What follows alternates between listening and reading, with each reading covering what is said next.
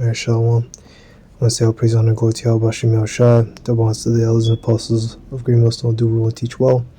Today I'll be talking about Hatuey. I don't really know how to say the name.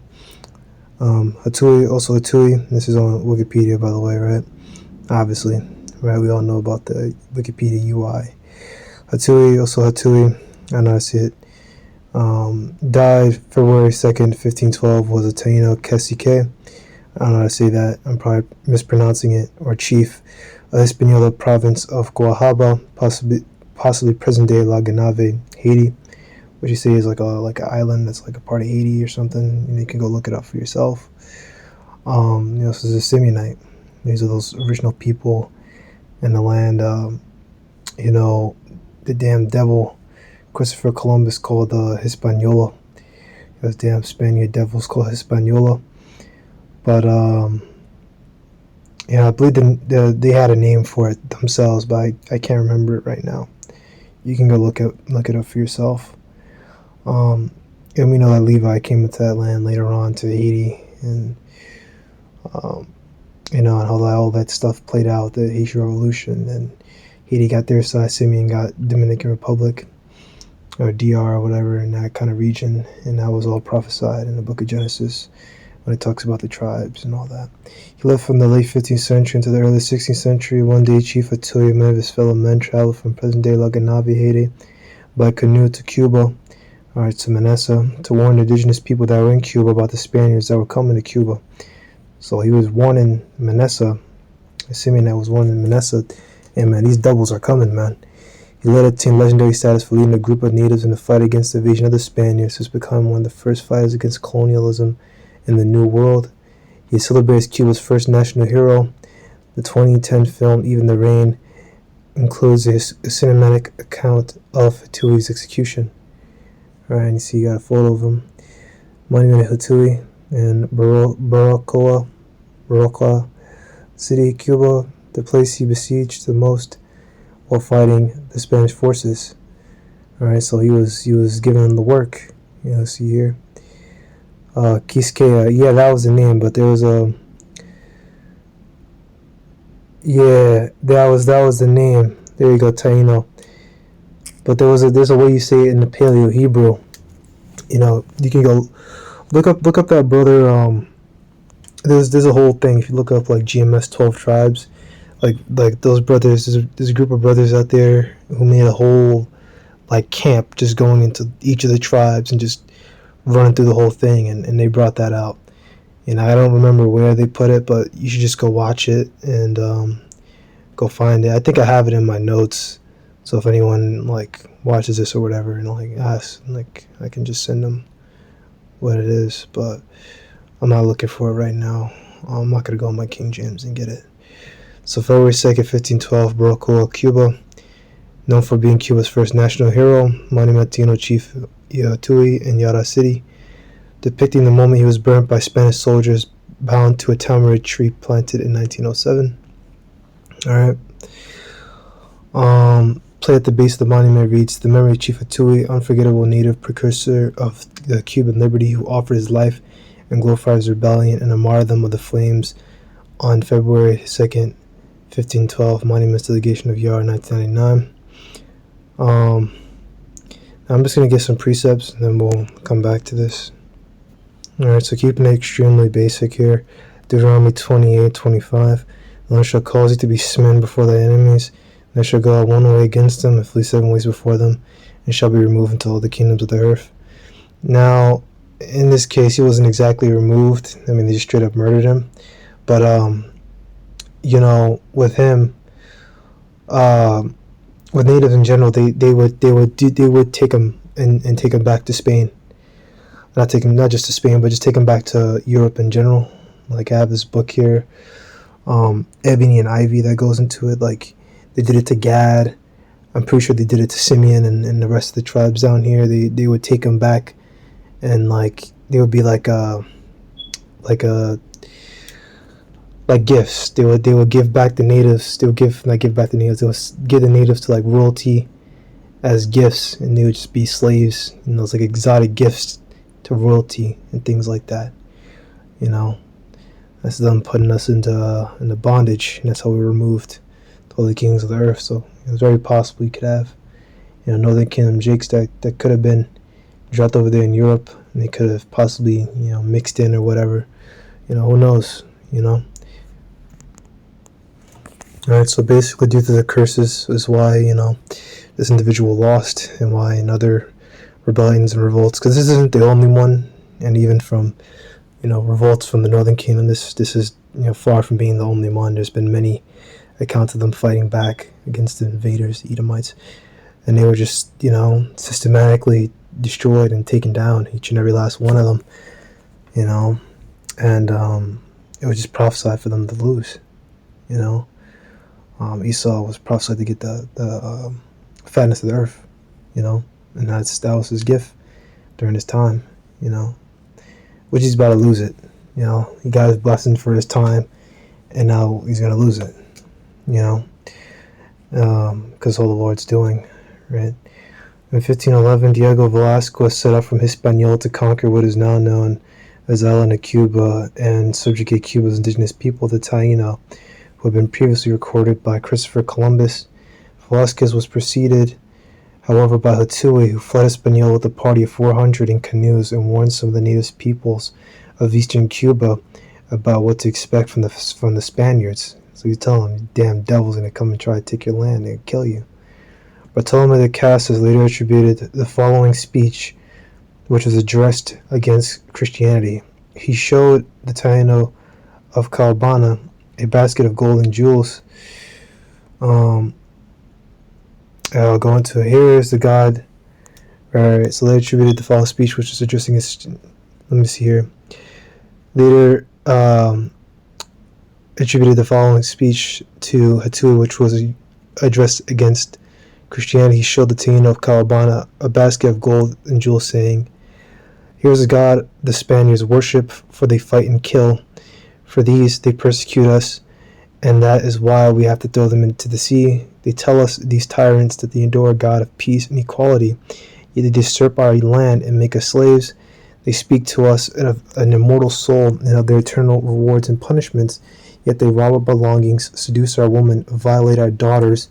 Incapable of matching us in valor, these cowards cover themselves with iron that our weapons cannot break."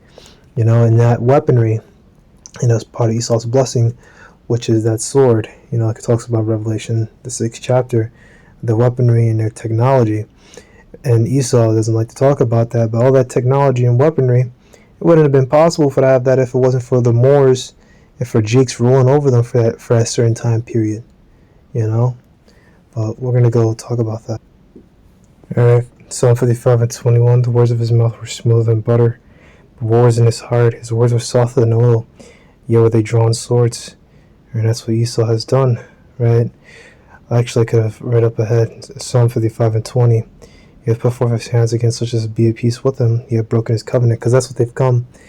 What these damn devils did when they were conquering Hispaniola, Cuba, all the lands where they were going to. They would come at first, did to the Aztecs too in Mexico, in that region. They were like, hey, we're here for peace. We just want to do trade. But then in time they would just turn on them. They would just sometimes they would just do it just to steal resources, and they would just turn like out of nowhere. Because that's what this devil does. He's a damn demon, and all he wants is war and to cause mayhem and death wherever he goes. His soul, which is lifted up, is not upright in him, like it says in Habakkuk, the second chapter. He's just not right. Psalm 58 and 2. Yea, in work you work wickedness, you weigh the violence of your hands in the earth. Right? You weigh the violence of your hands, your might, your power, right? And your heart is your law of your mind, So in their heart they work wickedness, and they weigh violence of your hands, of your power in the earth. So that's what they do. They perform, their violence with the power in the earth, because that was their blessing. They were given, the power to rule for a certain time, to wear out the saints of the Most High, for a time and a dividing a time. And that time is going to end. That world shall end, when Yahushua comes back with the angels, and that'll be the end of, this world, and the beginning of, the world of Jacob. or age. The wicked are estranged from the womb. I'm thinking of so many precepts there. I'm just gonna leave it at that. Because it talks about it in Second Ezra. It talk about it, Revelation, the world, new world, the fall, and stuff like that. Go look that up for yourself. The wicked are estranged from the womb. They go astray as soon as they be born, speaking lies. Yep, that's what he is. He's estranged from the womb, and he goes astray as soon as he's born, speaking lies. He's just a damn liar, man. And here, Hatuey is breaking it down. He's like, yo, this guy, look at these jewels. This is his God. He'll try to say otherwise, but that's what he wants, right? Their poison is like the poison of a serpent. They are like the deaf adder that stoppeth the ear. And that poison is their philosophies, right? And they're like the deaf adder that stoppeth their ear, right? Because Esau won't stop his wickedness or listen to reason. You can't speak to someone like that. And those are precepts, right? All right, here. There's no precepts there, but, you get that and that. And the rest you could, glean out for yourself. Oh, so I just looked it up. So when I talked about the new world or the new age, that isn't exactly talked about in Revelation. It's just meant the new heavens, the new earth. But you got to look into Second Ezra for that one. The Taino chiefs in Cuba did not respond to his message, and few joined him in the fight.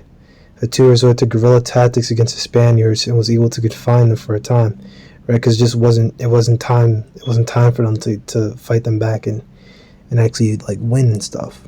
It was Esau's time to rule. That's why these guys they were into madness. Right? And they were serving as wood and stone. A lot of those guys were probably sellouts. Actually, no, never mind. So this is before they came in. So these guys they weren't believing it. If it was, right, he and his friends were able to kill at least 8 Spanish soldiers, eventually using mastiffs and torturing the native people. For information, the Spaniards succeeded in capturing him, right, because that's what they did. They captured the people and tortured them. They were known for that.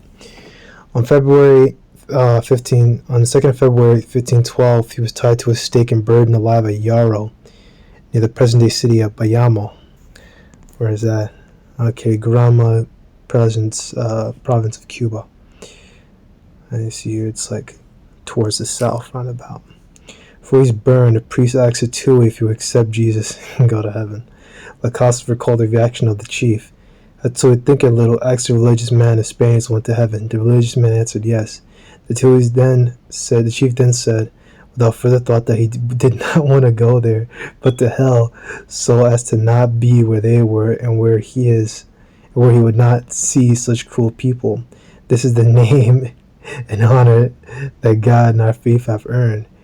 And hey, man, even though he wasn't believing in the right thing, man, he has a right mindset, But all that stuff about hell doctrine, we've went through that and broke that down. I mean, Second Ezra is the chamber of souls, and all that stuff kind of cuts the idea that there is a hell entirely. There is no hell. There's a heaven, the spiritual world, but there is no hell. You just go to that chamber of souls, and like a womb, you're pushed out when your time limit is up. Alright, so this is going to be the last two things I'm going to get into.